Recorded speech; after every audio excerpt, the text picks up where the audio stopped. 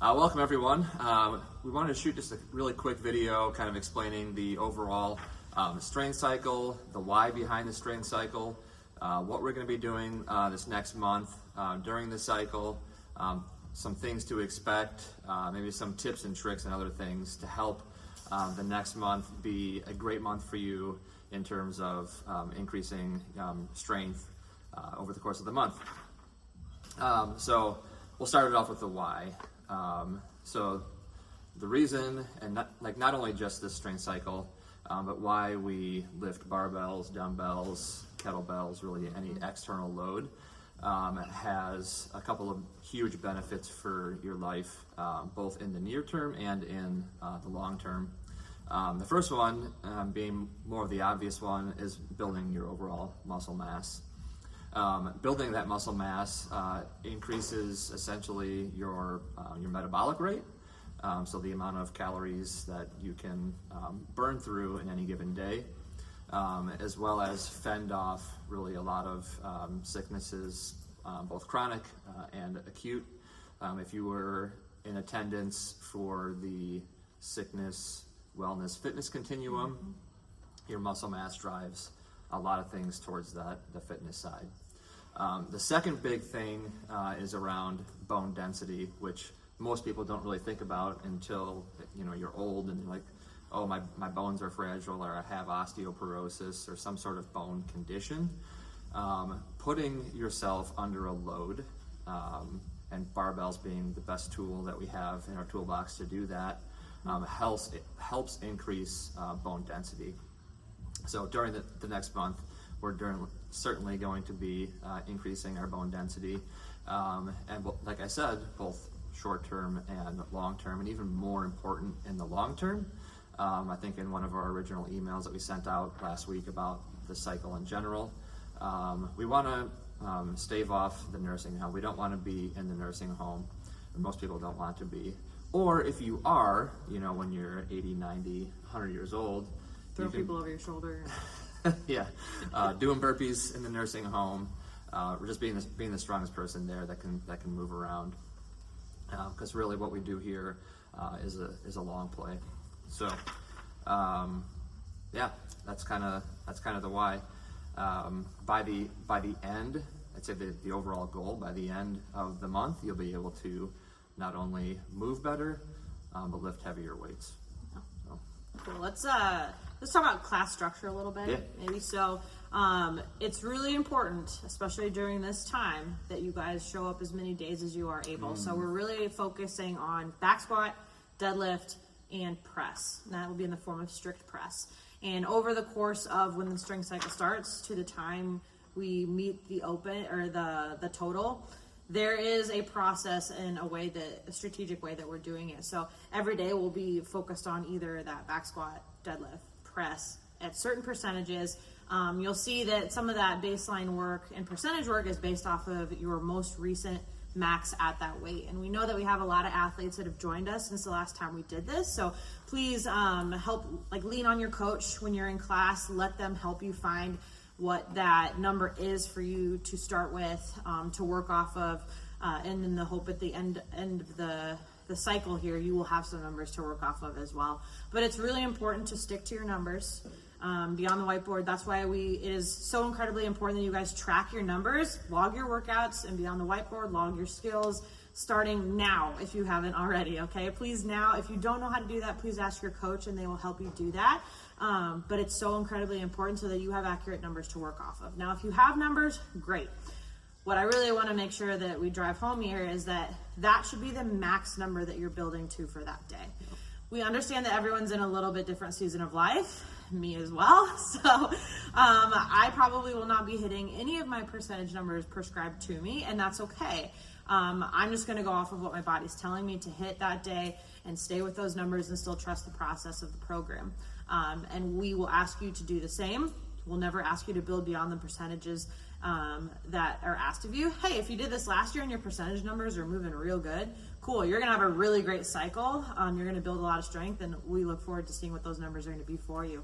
But the really important thing here to drive home is to just trust the process. Okay, trust the process of the percentages, that the coaches know what we're talking about, that you're logging your numbers and that you're going to see your results from this. It's very different from what we do in the day-to-day, but also not, right? We're just spending a little bit more time focusing on that weightlifting piece of it, and we're weaving some shorter metcons into some of those classes where we can, but some classes you're going to see are just truly focused on your rest, recovery, hit a lift, rest, recovery, hit a lift. And there is reasoning behind that.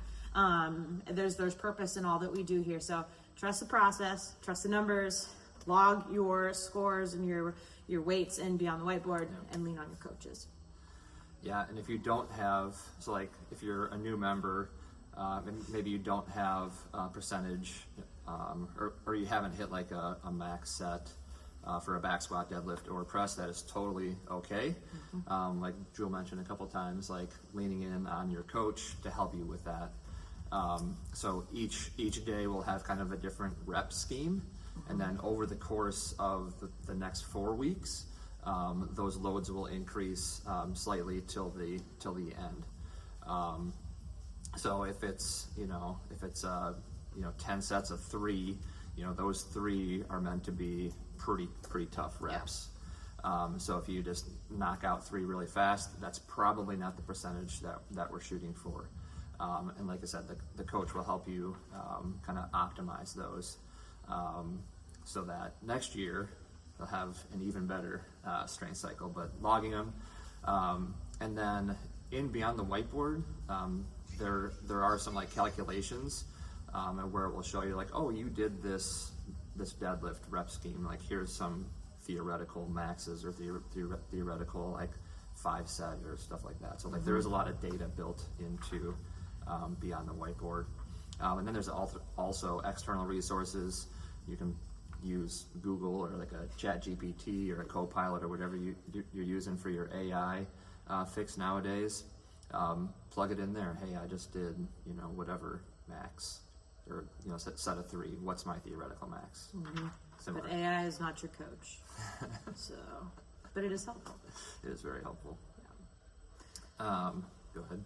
Nope, you're good. I was just gonna say again, guys, like November, we're getting around holiday time. There's a lot of other stuff going on. We got Thanksgiving thrown in there and things like that. Again, just show up as much as you can. Be present when you are here, and move your body to how it's telling you to move. But it will be extremely important because we're only you'll notice as we get into the month that the rep schemes come up in a certain pattern, and we hit in a certain cadence, the back squat, the deadlift, and the press. And so, if you show up one day and you miss that back squat day, but we're doing deadlift, we ask that you focus on deadlift that day. Okay. And if you need to like accommodate the days that you show up so that you make sure you're trying to hit each lift each week, please kind of plan that accordingly. We let you know, what the programming is, right, a week in advance, so you should be able to like look ahead and accommodate for that as well. Jule mentioned really briefly about managing time in between sets. So we'll do things like 5x5, 10 sets of 3, 3, 3, 2, 2, 1, 1, like sets like this. You're going to want to give yourself ample amount of time in the 20 to 25, whatever minutes that we're allowing, or having for the specific lift. Use that time. Just some people will pull out a box, sit down, stretch, Half table. Yeah. Stretch your legs, take a little walk, cheer on your fellow members, or kind of hype them up. But use that time to just relax. It is okay to have 2 to 3 minutes in between sets because your legs and your shoulders are going to need that rest. And your central nervous system is just recovering. Yep. Right? So it's setting up for success for your next lift. Please make sure that you're not doing like sprints in between your sets or anything like that. Yep. Which brings me to listening to your body. So not every day is the same. You might not have gotten quality sleep the night before, and next thing you know, we're doing 10 sets of 3 at 80-85% of your max back squat. That might not be realistic for you for the day. So work up to it and get to a point where it's like, okay, well, this is where I'm at for today, and that is totally fine. You don't want to just like put the weight on because the numbers say that's what you should be doing. you know, your body kind of ebbs and flows over the course of, you know, days, weeks, and months. Yeah. So The standard will still always be good movement Yeah. before weight. which is a good probably a good thing to talk about around like from like what to expect from a coaching standpoint. As always, we're going to coach you on proper form, and I would say especially with like the back squat and the deadlift, you know, if the coach sees like, hey, the load that someone has on their bar is just like not manageable, you know, they're putting yourself in like some sort of compromised position for your safety. The coach may ask you to remove weight off the bar. Just trust them that they have in your best interest your back. So we want you to get through this entire cycle, not necessarily pain-free, but I mean like injury-free. But injury-free, yes. So you are going to be sore, and you'll be like, man, I don't know if I can squat or deadlift or press anymore. Listen to your body, and your coach will see you, you know, how you're moving, and you can ask them. So, and from a safety standpoint, like learning how to safely bail on a back squat, so pushing it back. Deadlift's pretty easy, then you're just going to drop it. Press, you know, drop it as well. So, recovery. What's your tips for recovery? Recovery. Make sure you get your protein in. Yeah, guys, it's really important, even though maybe the intensity of our workouts, we're still going to call this lifting, our workouts for the day might change. That does not mean that your nutrition or anything should change. Please stay the course. Please eat your protein. Your muscles are going to be working really hard to rebuild themselves, get stronger. So that's, again, making sure that you're still eating a good amount of protein, carbs, non-starchy carbs, all that stuff. Is really important, and also sleep. This is a great time also if you don't have a consistent mobility routine. Work that in. That's gonna pay off in dividends as you get into this process too. Stay hydrated. None of that changes. None of that stuff changes. It's actually probably more important than ever as we go through this strength cycle.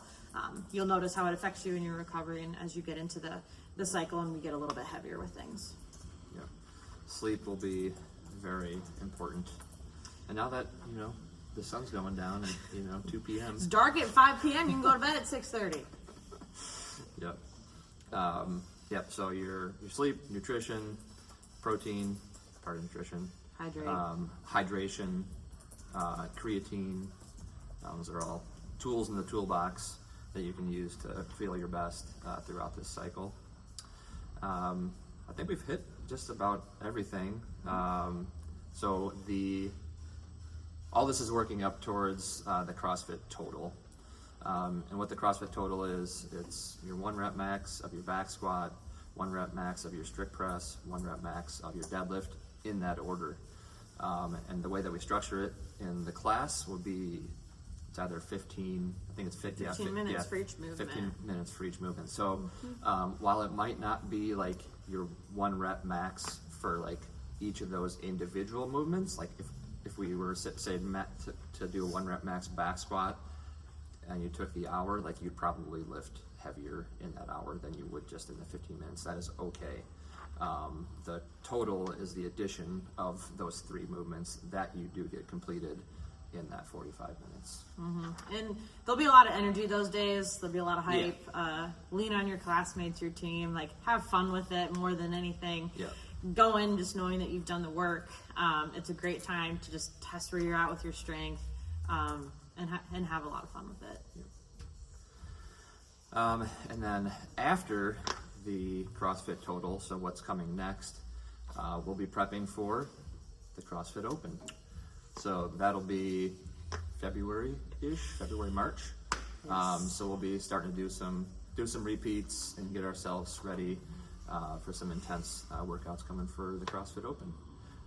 But if you have any questions, comments, maybe you've done the total before and you have yourself some tips or tricks or things that you think maybe your fellow members might be able to use, like feel free to post that here.